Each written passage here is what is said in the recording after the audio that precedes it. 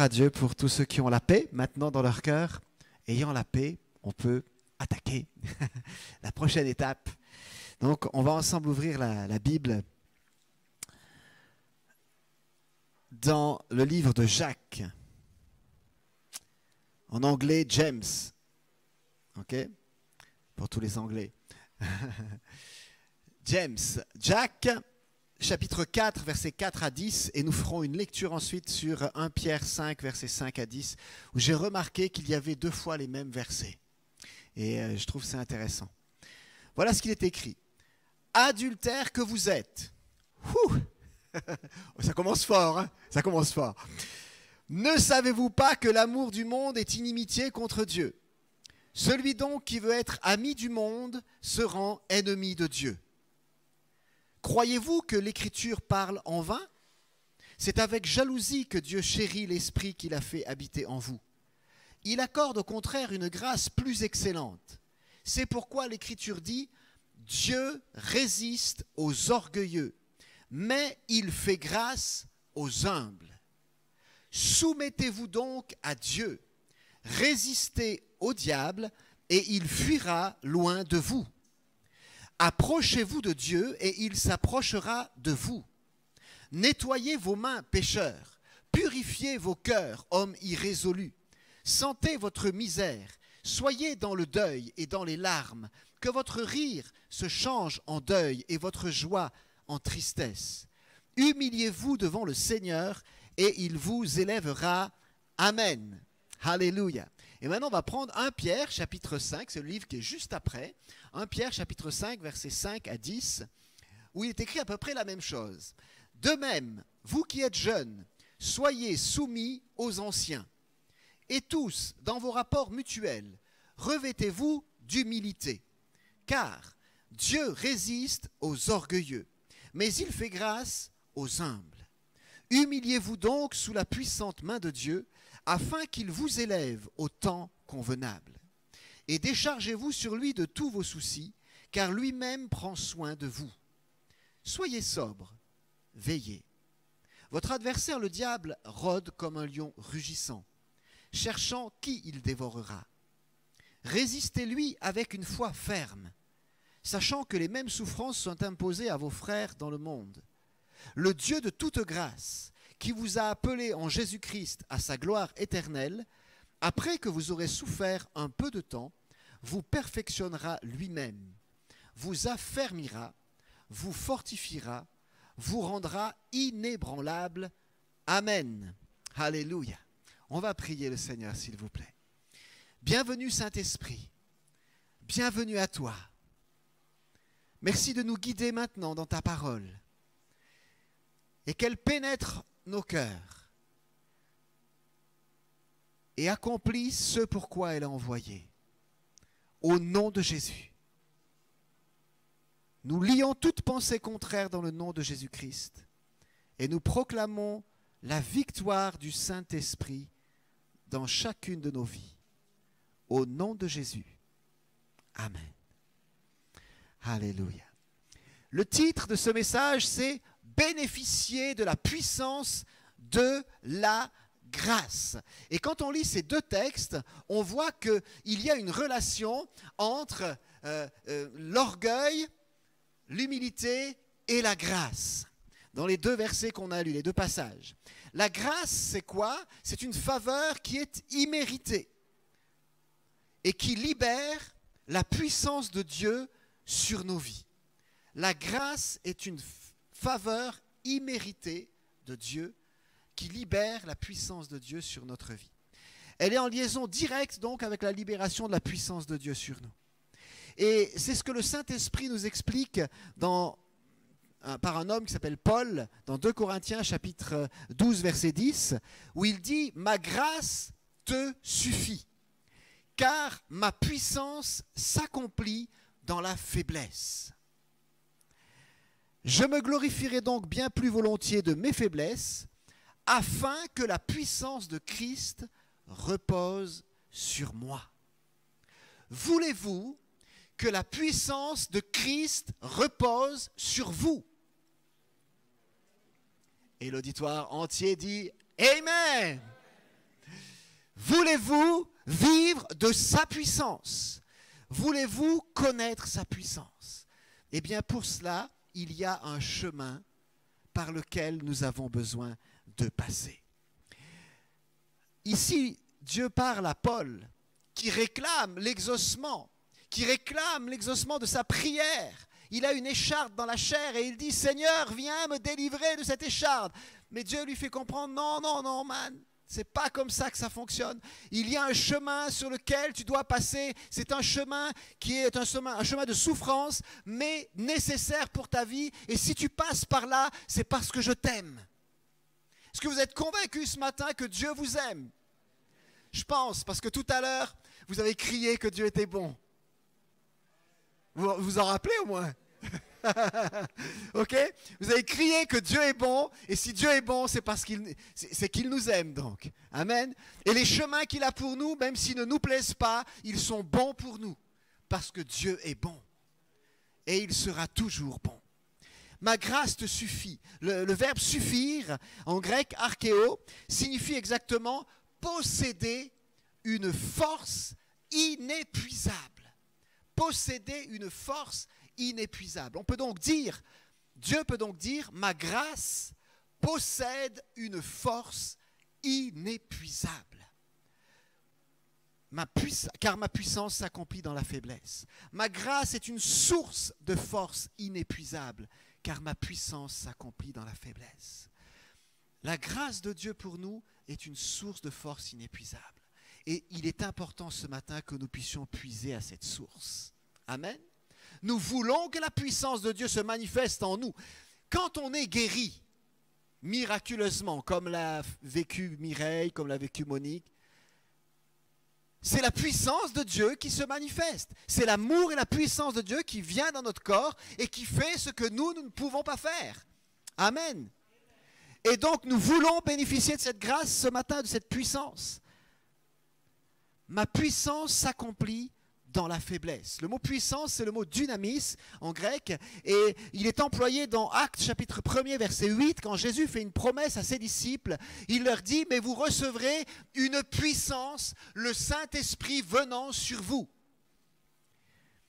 Ça veut dire que quand tu vis dans la grâce de Dieu, tu vis avec une personne qui s'appelle le Saint-Esprit. Amen. Et le Saint-Esprit, il est aussi une puissance. Il communique de la puissance. Et dans la grâce de Dieu ce matin, il y a la puissance du Saint-Esprit pour toi. Dieu veut libérer cette puissance. La bonne nouvelle, l'une des bonnes nouvelles dans les textes que nous avons lus, c'est que le premier, par exemple, se termine par « Humiliez-vous devant le Seigneur et il vous élèvera ». À un moment, dans le deuxième texte, « Humiliez-vous donc sous la puissante main de Dieu, afin qu'il vous élève au temps convenable. » Dieu, ça c'est mon premier point, Dieu veut nous élever. Amen. Dieu veut t'élever. Il ne veut pas que tu sois dominé par des choses. Il ne veut pas que tu sois assujetti à la maladie. Il ne veut pas que tu sois assujetti à la puissance du tabac, à l'alcoolisme, à des pensées suicidaires, à des pensées noires. Mais j'y arriverai pas. Mais je me suis trompé. Je n'y arriverai pas. Je n'ai pas écouté la voix du Seigneur. Toutes sortes de pensées qui viennent en toi. Dieu ne veut pas t'écraser, mais il est là pour t'élever. Amen. Celui qui nous écrase, comme on écrase un mégot de cigarette, c'est Satan. Satan, il te fume. Il t'utilise. Et quand il n'a plus besoin de toi, il te jette à terre et il t'écrase. Dieu, lui, il ne t'utilise pas parce qu'il ne te considère pas comme une cigarette, comme une chose. Dieu, c'est ton papa. Il et un père, il nous élève. Comment élève-t-on des enfants, chers parents? Comment élève-t-on des enfants? En les écrasant, en leur disant toujours, purée, mais qu'est-ce que tu m'as fait là? Tu vaux rien, tu sais pas marcher, mon petit gars. Hein? T'as 1 an et demi et tu sais même pas marcher, mais qu'est-ce que c'est que ça? C'est comme ça que vous faites avec vos enfants? Non. Si vous avez des enfants plus tard, hein? Faites pas comme ça. Ok, mais bon, il n'aurait pas fait comme ça, il n'y a pas de souci. Mais donc, Dieu élève ses enfants. Mais parfois, en tant que parents, on dit non à nos enfants. Parfois, on leur fait passer par des chemins qu'ils ne comprennent pas. Ils disent, mais pourquoi il fait ça, papa? Pourquoi maman, elle est si dure avec moi? Je l'aime tellement. Ok? Mais parce que les enfants ont besoin de passer par des moments comme cela pour se fortifier, pour acquérir un caractère solide. Sinon, tu as un caractère faible. Amen. Tu as un caractère faible. Et quand tu es faible de caractère, tu te laisses bouleverser par des peccadilles. Ok? Dieu, il est en train d'élever des hommes et des femmes, autrement dit des champions. Des gens qui vont être solides au niveau du caractère. Et pour cela, donc, il nous élève. Alléluia, Dieu nous élève. Il a créé l'homme pour qu'il règne sur terre, pas pour qu'il soit dominé. Et d'Adam, à partir du moment où il a chuté jusqu'à l'arrivée de Jésus, l'homme a été dominé par Satan dans tous les domaines. Mais Jésus est venu pour briser le pouvoir de Satan sur les hommes qui croient en lui et qui se soumettent à son autorité. Quand tu crois en Jésus et que tu te soumets à son autorité, tu deviens quelqu'un de dangereux pour le diable. Il n'a plus d'emprise sur toi. Mais toi, tu peux le vaincre. Amen. Il veut que nous développions avec lui une relation d'amour, notre Papa Céleste. Au point que nous soyons donc des amis, soyons complices. Et on a lu, celui donc qui veut être ami du monde se rend ennemi de Dieu. Dieu veut être notre ami. Mais si nous aimons les choses du monde, la manière de réfléchir du monde, la manière de raisonner dans le monde, on ne peut pas être ami de Dieu. Ben oui. Tu ne peux pas aimer Dieu et aimer le monde. Et bien souvent, nous sommes impactés par la mentalité de ce monde. Et nous pensons comme les gens du monde. Et nous nous rendons à cet égard ennemis de Dieu. Tu as beau prier 40 jours et 40 nuits, ça ne fera rien du tout. Il y a quelque chose à faire chez toi. Amen. Et oui. Pour être son ami, il nous faut abandonner notre amour pour l'esprit qui agit dans le monde et nous centrer, ne plus nous centrer donc sur notre personne. Parce que l'esprit qui agit dans le monde, il fait en sorte que les gens soient centrés sur eux-mêmes. Moi, moi, moi. Quand je suis centré sur moi, je ne pense qu'à moi. Donc, je suis le plus malheureux au monde quand je souffre. Il n'y a que moi qui souffre. Quand je suis joyeux, tout le monde doit être joyeux parce que je suis joyeux. Ok? Ça, c'est des signes qui montrent que je suis centré sur moi. Ok? Et donc, Dieu, il ne vient pas pour qu'on soit centré sur nous, il vient pour qu'on soit centré sur Jésus. Et quand nous sommes centrés sur Jésus, nos regards changent sur nous-mêmes, sur les autres et sur Dieu.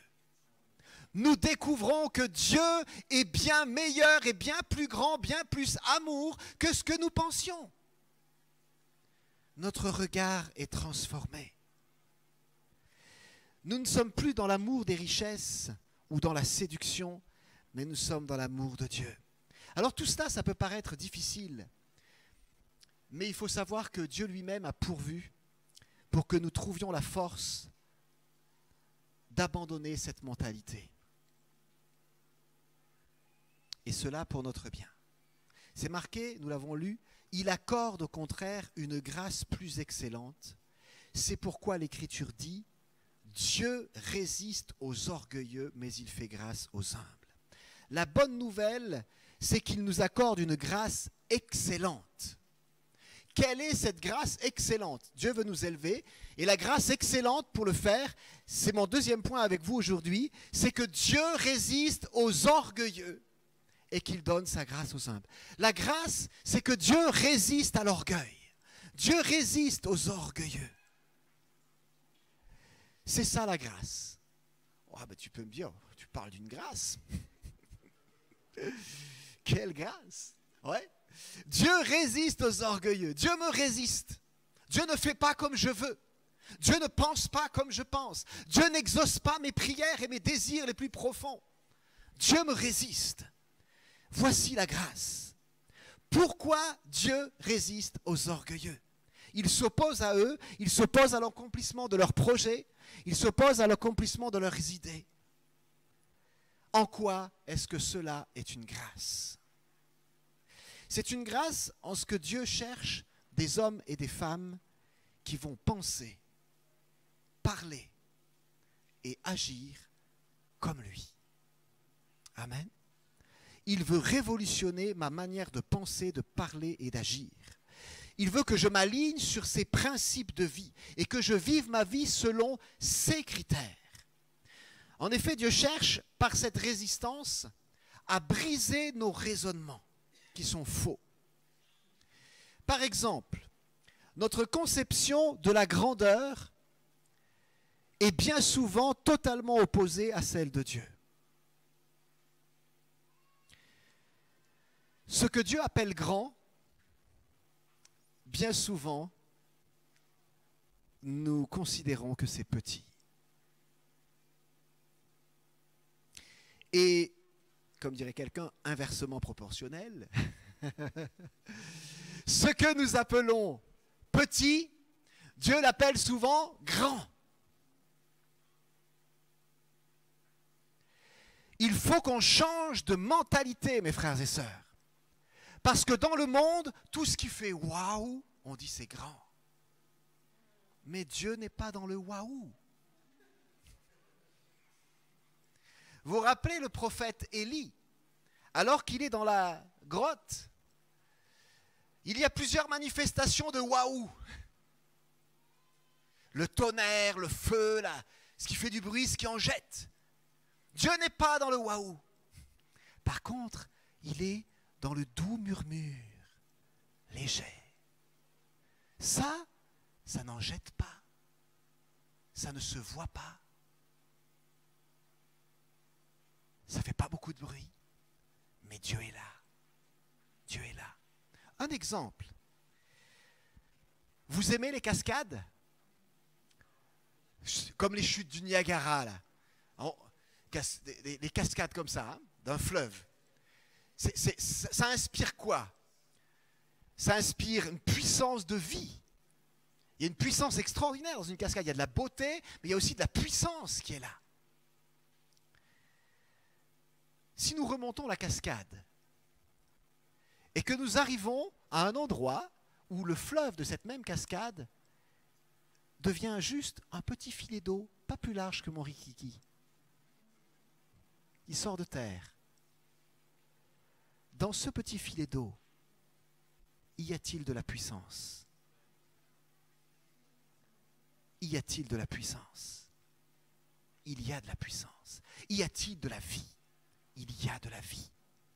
Pourtant, ça n'en jette pas. Mais il y en a autant que dans la cascade. Et plus cette source va couler, et plus elle en jettera, plus elle en manifestera. Mais tout est à la source. Amen. Nous, on regarde à ce qui frappe les yeux. Mais Dieu regarde au cœur. Et le cœur, c'est la source. Veille sur ton cœur, plus que sur toute autre chose, car de lui viennent les sources de la vie. Ton cœur, c'est la source. Ne te décourage pas. Dieu connaît ton cœur. Mais soigne ton cœur. Prends soin de ton cœur. Veille sur lui.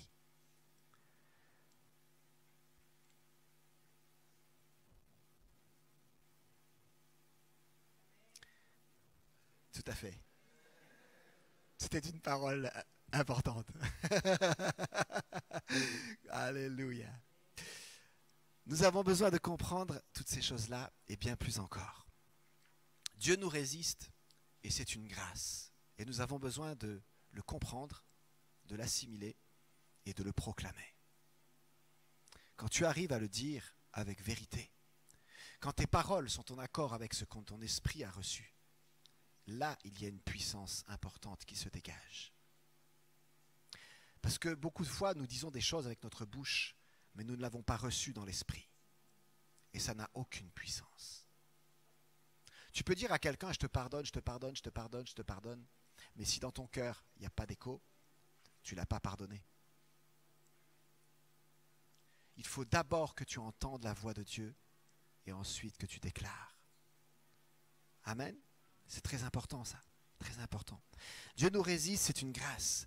Jusqu'à ce que nous ayons vraiment compris et laissé le contrôle à Dieu. Aujourd'hui, Dieu il te dit, lâche le contrôle. Ne sois pas têtu, mais lâche le contrôle. Laisse-moi le contrôle sur ta vie. Dieu résiste aux orgueilleux et il accorde sa grâce aux humbles. Il accorde sa grâce aux personnes qui sont humbles. Il accorde sa capacité à ceux qui sont humbles comme lui, doux et humbles de cœur. La grâce de Dieu accorde à ceux qui sont humbles de se soumettre à Dieu. C'est-à-dire de se mettre sous son autorité, sous son contrôle. Parce que ça, c'est facile à dire. Mais dans le monde naturel, c'est plus compliqué. Est-ce que je vis sous le contrôle de Dieu? Est-ce que je vis sous sa domination? Est-ce que je vis sous son autorité? Et ça, c'est mon troisième point. Il est écrit, nous l'avons lu, soumettez-vous donc à Dieu. Nous, on veut résister au diable pour qu'il fuit loin de nous. Ça, c'est vrai. Mais si tu ne te soumets pas à Dieu, tu n'es rien du tout devant le diable. Hein. Il ne fuira pas loin de toi. Il te dominera et il rigolera de toi.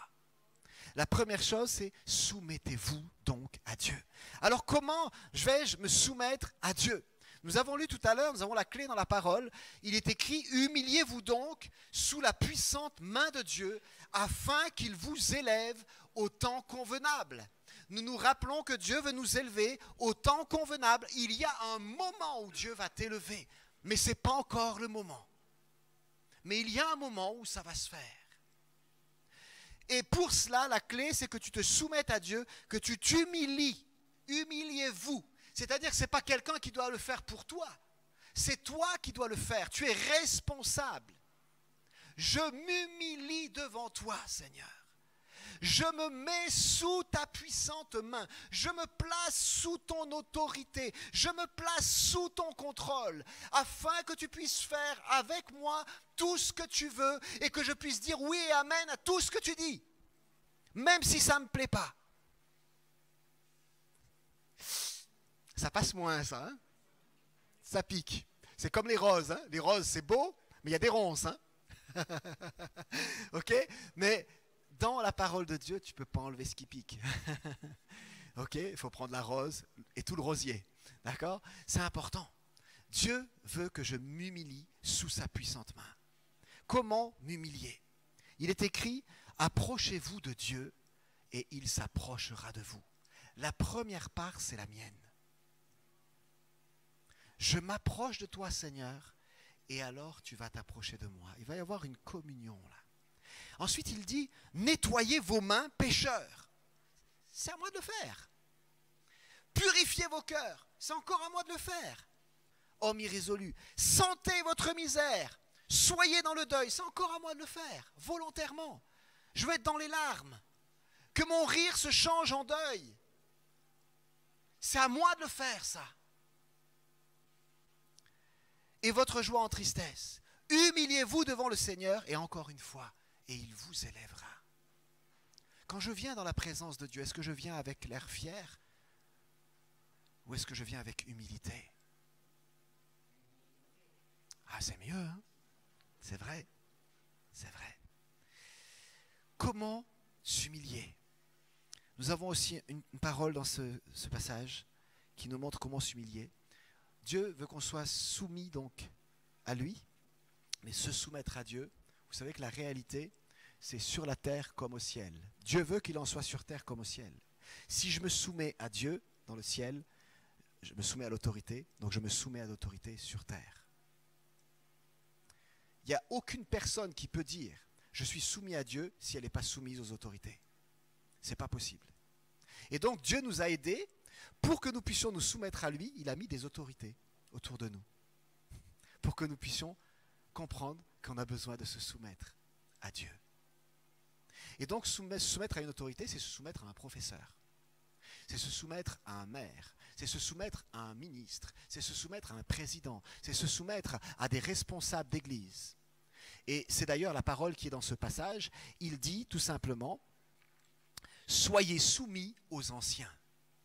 Les anciens, c'est le mot presbytéros, qui veut dire donc les responsables de l'église. Soyez soumis aux anciens. Et donc, on ne peut pas écarter ça.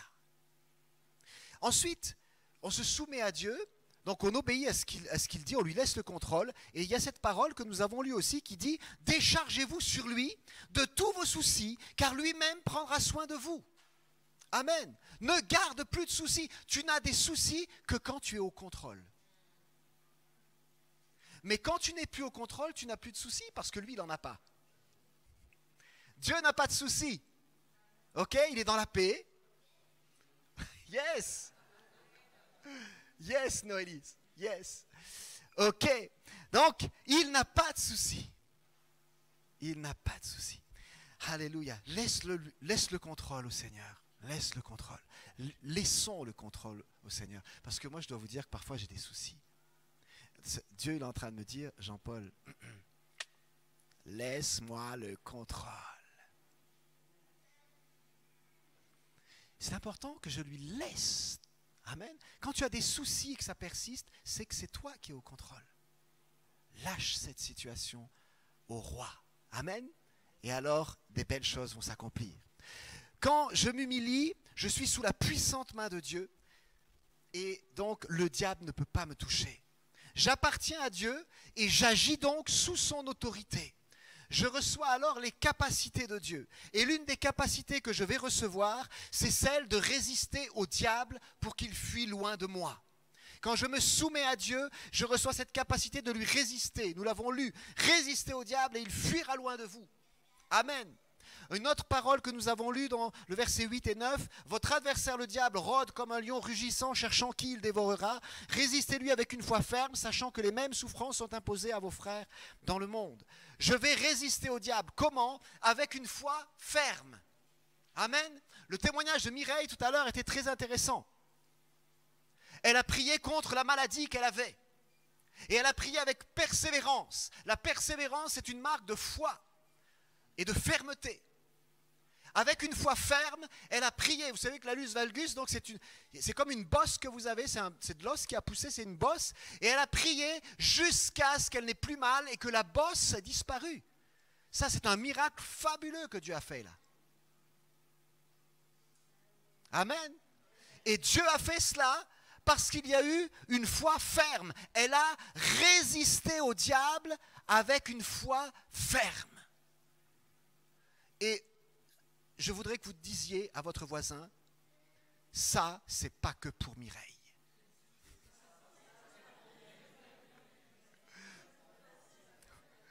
Merci Seigneur pour Mireille,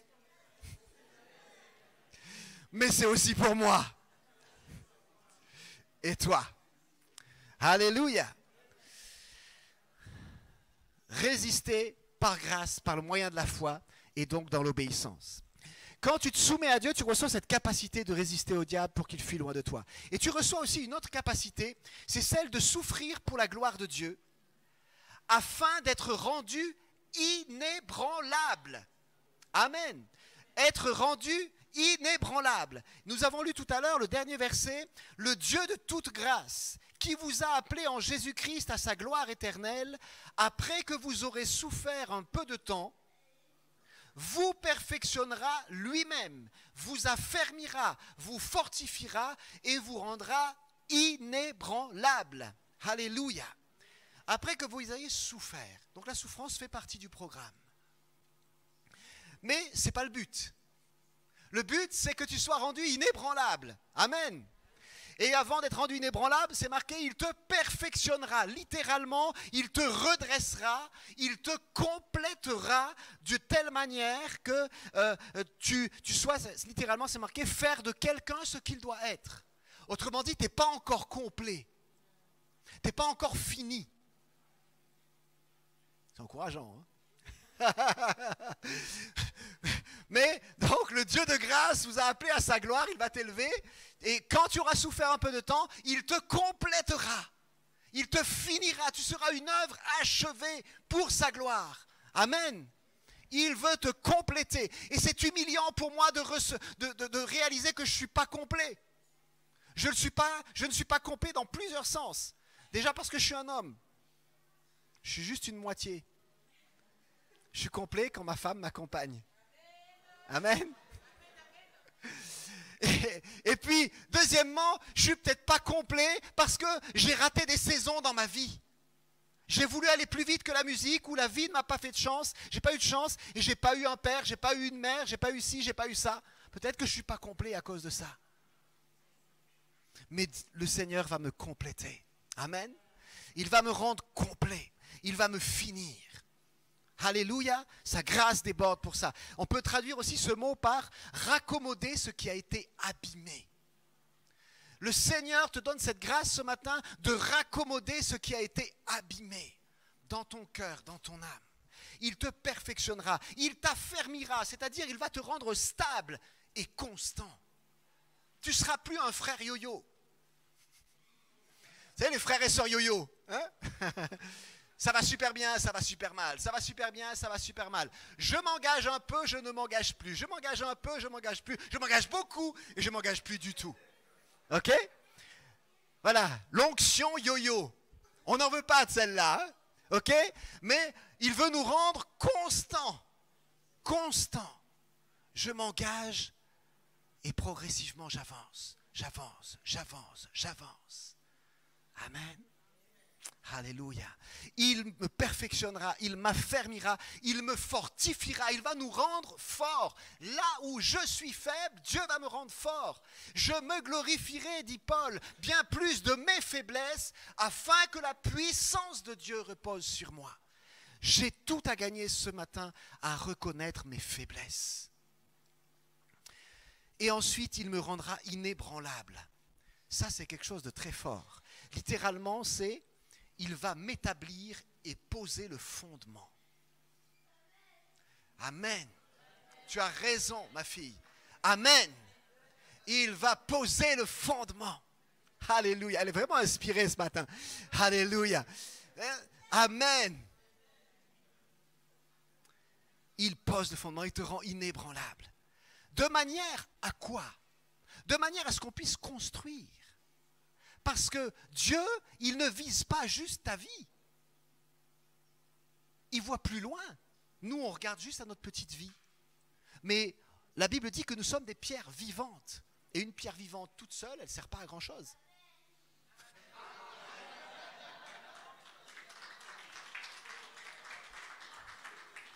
Au bon moment, au bon moment.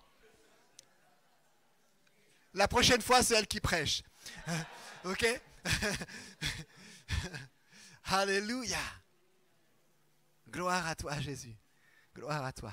Donc, il veut que ces pierres-là, elles soient unies et qu'on construise. Amen. Mais on ne peut pas construire tant que tu n'es pas rendu inébranlable. Tant que tu n'es pas une pierre stable, forte. Ok?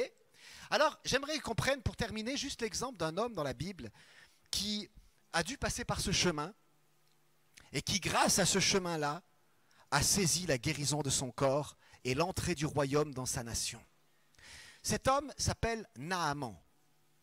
Naaman était un chef de guerre du peuple de Syrie. Et donc, c'est un homme qui était riche, c'est un homme qui avait tout pour être heureux, c'est un homme qui était assez fier et orgueilleux, et il avait une certaine facilité de vie, et il avait chez lui donc une esclave israélite, une petite servante qui était là, et elle était de bon conseil, cette jeune fille. Si vous êtes une jeune fille, soyez une jeune fille comme ça. Cette jeune fille, elle a dit à son maître, « Je sais, maître, que tu es malade et que tu as la lèpre. Et la lèpre, ça tue. » Et elle lui dit, « Je connais en Israël un prophète, Élisée, et si tu le rencontrais, tu serais guéri. » Alors, il en parle au roi, et puis ils organisent sa venue vers Élisée. Et nous lisons donc au verset 9, Naaman vint avec ses chevaux et son char, et il s'arrêta à la porte de la maison d'Élisée. Élisée lui fit dire par un messager, « Va et lave-toi 7 fois dans le Jourdain. Ta chair redeviendra saine et tu seras pur. » Naaman fut irrité et il s'en alla en disant, « Voici, je me disais, il sortira vers moi. Il se présentera lui-même. Il invoquera le nom de l'Éternel, son Dieu. Il agitera sa main sur la place et guérira le lépreux. Les fleuves de Damas, l'Abana et le Parpar ne valent-ils pas mieux que toutes les eaux d'Israël? Ne pourrais-je pas m'y laver et devenir pur? » Et il s'en retournait et partait avec fureur. Mais ses serviteurs s'approchèrent pour lui parler et lui dirent, « Mon père, si le prophète t'eût demandé quelque chose de difficile, ne l'aurais-tu pas fait?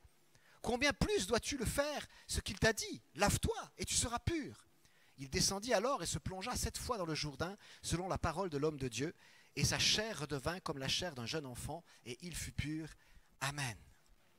Quelle guérison fabuleuse! Alléluia! Personne n'a prié pour cet homme.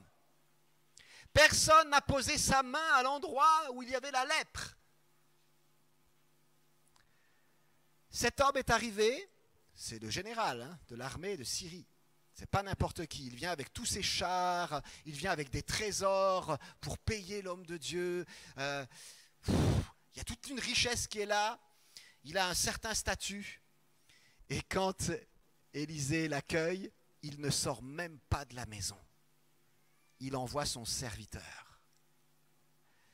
Il est en train de lui dire, mon gars, tu as peut-être toutes les richesses du monde, mais tu n'as pas la meilleure. Et il faut que tu prennes conscience d'une chose, c'est qu'il y a plus riche que toi. Tu vois, moi, j'habite pas dans un palace, mais celui qui vit avec moi, c'est le plus riche du monde. Et tu as besoin de t'agenouiller devant lui. Et donc, il ne fait pas toute une cérémonie pour recevoir Naaman, juste son serviteur. Et puis, il lui fait une déclaration qui le choque, il lui dit, « Va, lave-toi 7 fois dans le Jourdain et puis tu seras pur. » Ça l'embête encore plus. Parce que là, vraiment, comme il le dit, les fleuves de son pays sont bien mieux que ça. Et donc, pourquoi aller se baigner là? Et il repart, il est en colère, il est irrité. Comment on fait ça à moi? On se moque de moi. Et notre ami avait vraiment besoin d'être rabaissé. Il était orgueilleux. Et là, Dieu est en train de lui résister. Mais Naaman nous montre le bon exemple. Il va céder à cette résistance à un moment donné. Mais pour cela, que va-t-il faire? Il va falloir qu'il soit assez humble pour écouter ses serviteurs. Vous vous rendez compte? Ce sont ses propres serviteurs qui vont se mettre à l'enseigner. Ça, c'est le bouquet, quoi. Tu vois? Déjà, il est accueilli par un serviteur et il est enseigné par ses propres serviteurs. Et en fin de compte, là, il va obéir. Il va faire ce qui lui a été dit. Et comme il obéit, il est guéri. Alléluia. Ça, c'est merveilleux. Guéri par l'obéissance et l'humilité. Dieu visait plus que sa simple guérison, en fait. Parce que cet homme, quand il va repartir d'Israël, il va demander à Élisée de lui donner de la terre d'Israël pour qu'il l'amène dans son pays. Parce que quand il va rentrer dans le temple pour adorer les divinités de son pays, aux côtés de son roi, il doit le faire, eh bien il dit que ton Dieu me pardonne cela, mais donne-moi de la terre d'Israël. Il a pris quelque chose du royaume pour l'amener dans le sien. Ça, c'est magnifique. Amen. Et c'est ce que Dieu veut faire avec toi. Il ne veut pas simplement te guérir ce matin, mais il veut que tu prennes quelque chose du royaume de Dieu pour l'amener là où tu vis, dans ta famille, dans ton travail, dans ton pays, dans ta ville, dans ta région. Amen. Dieu vise plus loin que ta propre personne. Alléluia. Alléluia. Gloire à Dieu. Cet homme, il a appris la soumission à Dieu et il l'a bien compris avec humilité. Alors aujourd'hui, la grâce déborde pour chacun de nous. Amen. Elle déborde. Bénéficions de la grâce de Dieu. Bénéficions de la puissance de la grâce de Dieu pour nous humilier nous-mêmes devant Dieu. pour nous soumettre à lui et aux autorités qu'il a placées, en demandant pardon peut-être. Rejetons maintenant tout orgueil, toute vanité, toute hauteur qui s'élève contre Dieu. Examinons notre cœur devant le Seigneur. On fait un petit scanner. Ok? Saint-Esprit, merci de venir maintenant et de faire de nous des hommes et des femmes qui vont entrer dans leur destinée, qui vont bénéficier de la puissance de la grâce de Dieu. Père, nous prions que tu fasses ta lumière sur nos cœurs, afin que toute racine d'orgueil puisse être arrachée. Au nom de Jésus. Donne-nous d'être toujours vigilants par rapport à cela. Parce que nous pouvons nous enorgueillir facilement. Merci de purifier nos cœurs et d'agir puissamment ce matin dans nos vies. Amen. Si dans votre cœur, ça fait écho, vous sentez que Dieu vous demande maintenant, Dieu vous résiste et Dieu vous dit « Soumets-toi à moi ». Humilie-toi devant moi.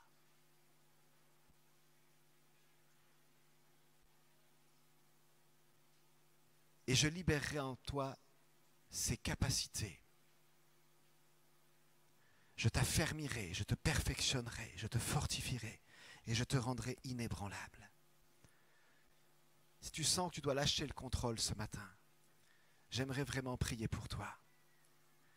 Est-ce que vous pouvez juste vous lever à votre place et on va prier pour vous au nom de Jésus? Parce que c'est quelque chose d'important. Je dirais même de vital. Je me lève parce que j'ai compris la chose. Je me lève parce que j'ai compris que je suis orgueilleux. Ma nature est orgueilleuse.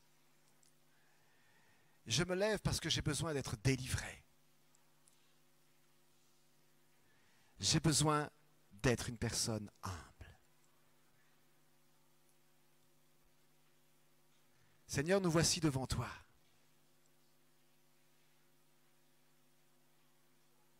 Merci de pardonner l'orgueil qui a été manifesté par chacun. J'invoque ton sang sur chacun de nous pour nous purifier de tout orgueil, de toute vanité. Et je proclame, Saint-Esprit, qu'à cause de ta parole, tu envoies sur nous ton esprit, nous rendant capables de nous humilier devant toi, de nous soumettre à Dieu, de nous soumettre à ton autorité et à celle que tu as déléguée. Je te laisse le contrôle sur ma vie, Seigneur. Et je confesse que tu libères en nous les capacités de résister au diable pour qu'il fuit loin de nous, et la capacité de souffrir pour la gloire de Dieu, afin que nous soyons rendus inébranlables. Seigneur, lève ici même, dans cette salle, une armée d'hommes et de femmes qui sont inébranlables, Seigneur. Au nom de Jésus, je les bénis en ton nom. Et je te remercie, Seigneur, pour la solidité spirituelle que tu es en train de lever. Merci, Seigneur, pour la grandeur d'âme que tu es en train de lever. Merci, Seigneur, pour la sainteté. Merci, Seigneur, pour les capacités de vivre dans l'humilité et la douceur. Merci pour les capacités de vivre dans la souffrance pour la gloire de Dieu. Merci, Seigneur, pour les capacités de vivre dans le miraculeux. Loué soit ton nom, Père. Le Dieu de toute grâce qui nous a appelés nous rendra inébranlables. Je déclare maintenant que tu perfectionnes, tu complètes celui qui se sent incomplet ce matin. Tu le complètes, Seigneur. Celui qui ne le sait pas, mais qui l'est, Tu le complètes ce matin au nom de Jésus. Merci, Papa. Ta gloire est libérée maintenant sur nous. Et ce que nous ne pouvons pas faire, toi tu le fais. Et tu le fais bien. Merci, Seigneur, pour cette armée d'hommes et de femmes inébranlables. À toi la gloire, Papa, dans le nom de Jésus. Amen. Amen, amen. Vous pouvez reprendre place. Nous restons dans sa présence et nous nous attendons à lui. Il est le rocher de notre salut. Dans le mot salut, il y a le salut de notre âme, mais il y a aussi la guérison de nos corps, la guérison de nos âmes. Amen. Et nous voulons croire ce matin que comme Dieu l'a fait pour Mireille, Dieu l'a fait pour Monique, Dieu veut vous guérir vous aussi dans votre corps. Alléluia. Alors nous sommes juste dans l'intimité. Je vais demander à notre ami pianiste de venir juste au piano, s'il te plaît. Merci beaucoup. Alléluia. Et de nous jouer quelque chose. Et on reste dans l'intimité avec le Seigneur. Nous sommes là pour voir la gloire de Dieu. Sa présence est là. Et maintenant, c'est à ton tour. Ça a été le tour de Naaman de guérir. Mais maintenant, c'est le tien. C'est ton tour de guérir. Dieu le veut. Et je m'adresse maintenant aux personnes qui souffrent d'arthrose vertébrale. Au nom de Jésus, confessez qu'il est celui qui vous guérit. Levez-vous à votre place et on va prier pour vous. Au nom de Jésus. Si vous avez une maladie qui s'appelle l'artériopathie, maladie des artères, levez-vous aussi afin que le Saint-Esprit vienne guérir vos artères dans le nom de Jésus-Christ. Dans le nom de Jésus-Christ. Alléluia. Si vous souffrez à l'œil, un problème au nerf optique, levez-vous aussi et nous allons prier pour vous. Au nom de Jésus-Christ. Croyez qu'il est l'Éternel qui vous guérit. Croyez-le. Recevez la santé maintenant. Au nom de Jésus. Gloire à Jésus. Pour les personnes qui ont un problème cardiaque, au nom de Jésus-Christ, recevez la guérison dans votre cœur. Alléluia. Gloire à toi, Jésus. Si vous souffrez d'autres maladies, levez-vous à votre place et on va prier pour vous. Selon ce qui a été dit, ils imposeront les mains aux malades et ils seront guéris. Gloire à toi, Jésus. Gloire à toi, Jésus. Gloire à toi, Jésus. Que ton règne vienne maintenant. Que ton règne vienne maintenant. Alléluia. Nous nous attendons à lui. Vous recevez votre guérison parce que Jésus l'a acquise sur la croix. C'est fait. Vous êtes guéris depuis 2000 ans. Alléluia. La personne qui va poser ses mains sur vous n'a pas de pouvoir de vous guérir. Personne ici n'a le pouvoir de le faire. Juste Jésus sait le faire. Je vais demander à des personnes de venir prier pour vous, pour que vous soyez guéris. Nous croyons que le Seigneur va le faire. Amen. Alléluia. Il va le faire. Il est le puissant libérateur. Il est le puissant libérateur. Gloire à Jésus. Gloire à Jésus. Gloire à Jésus. Peut-être Mireille, tu peux venir prier pour des dames qui sont debout. Denise. Alléluia. Gloire à toi, Jésus. Gloire à toi, Jésus. Gloire à toi, Jésus. Est-ce que je peux demander à Angelo de prier? Est-ce que je peux demander à Andrés de prier? Est-ce que je peux demander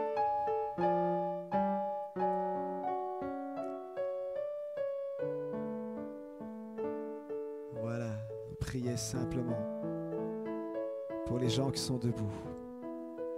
Alléluia. Il est le rocher de notre salut. Nous nous attendons à lui. Corinne, si vous voulez bien prier, merci. Gloire à toi, Jésus. Gloire à toi, Jésus. Gloire à toi, Jésus. Alléluia. Gloire à Dieu. Corinne, au fond. Gloire à toi, Jésus. Gloire à toi, Jésus. Gloire à toi, Jésus. Nous nous attendons à toi, Seigneur. Nous nous attendons à toi, Seigneur. Tu es le rocher de notre salut. Tu es le rocher de notre salut. Nous nous attendons à toi, Seigneur. Tout pouvoir t'a été donné dans le ciel et sur la terre. Alléluia. Tu es l'Éternel qui nous guérit. Merci, Père. Merci, Père. Merci, Père. Je te prie, Seigneur, pour ces personnes qui sont devant toi et qui souffrent, Seigneur, d'arthrose. Au nom de Jésus-Christ, nous lions cette arthrose et nous ordonnons à cette arthrose de quitter leur dos dans le nom de Jésus. Maintenant que leurs vertèbres cervicales, lombaires soient guéries au nom de Jésus. Vertèbres, guérissez. Disques, guérissez au nom de Jésus. Merci, Seigneur. Tu confirmes ta parole dans leur vie, Seigneur. Toutes ces personnes qui souffrent de problèmes dans les artères, au nom de Jésus, qu'elles soient guéries, Seigneur. Maintenant, toute maladie d'artère est guérie dans le nom de Jésus-Christ. Alléluia. Tu es l'Éternel qui nous guérit. Merci, Père. Merci, Père. Oh, à toi la gloire, Jésus. Seigneur, tu touches ce cœur également qui souffre. Maintenant, Seigneur, que ton onction soit libérée sur cette personne et qu'elle guérisse au nom de Jésus. Alléluia. Merci, Jésus. Merci, Jésus.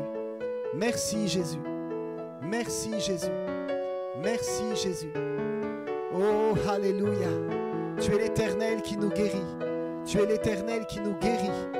Tu es l'Éternel qui nous guérit. Alléluia. Gloire à Dieu. Gloire à Dieu. Boniface, est-ce que tu pourrais prier pour le monsieur qui est derrière, s'il te plaît? Merci beaucoup. Gloire à toi, Jésus. Gloire à toi, Jésus. Que ton règne vienne, Seigneur. Que ton règne vienne, Seigneur. Que ton règne vienne, Seigneur. Au nom de Jésus. Que ton règne vienne, Seigneur. Au nom puissant de Jésus. Alléluia. Alléluia. Merci, Seigneur. Merci, Seigneur. Tu ne changes pas. Tu ne changes pas. Louange à toi, Seigneur. Louange à toi, Seigneur. Alléluia. Merci, Papa.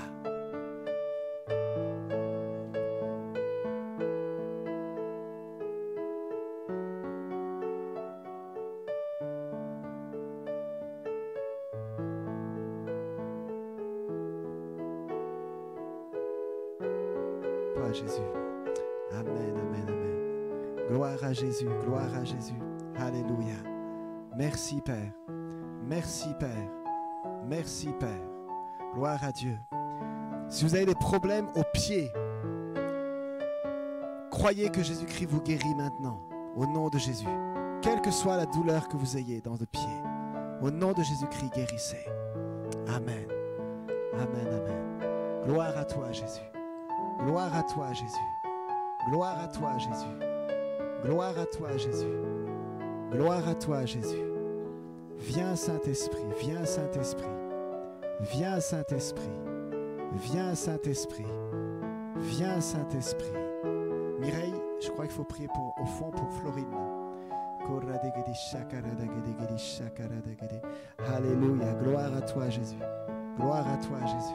Gloire à toi, Jésus. Gloire à toi, Jésus. Gloire à toi, Jésus. Gloire à toi, Jésus. Merci, Seigneur. Tu es l'Éternel qui nous guérit. Tu es l'Éternel qui nous guérit, le Seigneur Tout-Puissant. À toi la gloire, Jésus.